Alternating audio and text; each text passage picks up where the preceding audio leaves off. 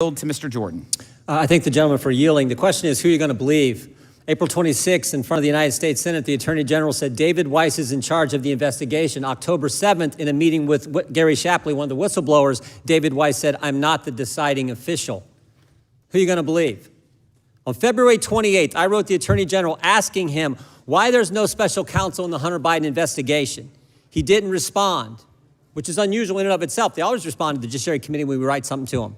I wrote again on May 25th. Again, the Attorney General didn't respond, but David Weiss did. And here's what he said. June 7th, he said this: I have been granted ultimate authority over the matter, including responsibility for deciding where, when, and whether to file charges. That's what the U.S. Attorney said on June 7th.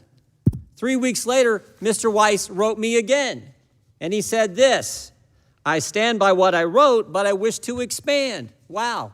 Already changing his story 23 days later. And he said this: my charging authority is geographically limited to my home district.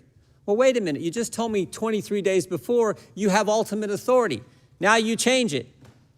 Then again, on July 10th, Mr. Weiss wrote Senator Graham, and he said this, paragraph 2, to clarify, I have not requested special counsel designation. Rather, I had discussions with departmental officials. Mr. Weiss can't get his story straight. 3 different stories in a 5-week time frame. On June 7th, he's Tarzan. He's super. I got ultimate authority. I can do what I want, file charges where I want, when I want, and how I want.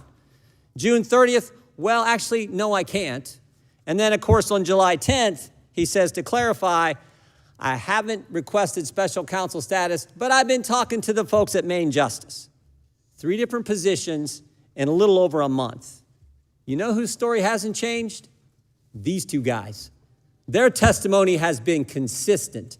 Throughout, their testimony has been the same. And guess what? 2 days ago, an FBI agent confirmed their testimony.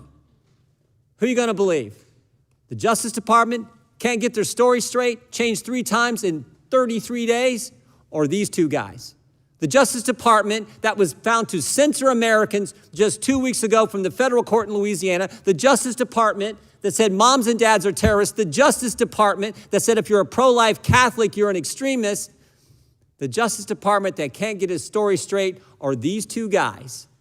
10 years, over a decade of experience for each of them, the go-to guys in international tax evasion cases, the A-team when it comes to investigating these matters. All over the world they've done this, and who've been consistent throughout. I think I'll believe these guys. I think they're the ones telling the truth. And that is fundamentally what this comes down to. So God bless you guys for the work you've done, the courage you have, and for being here today, stepping forward because you care about equal treatment under the law. That's what's at stake, plain and simple. I yield back.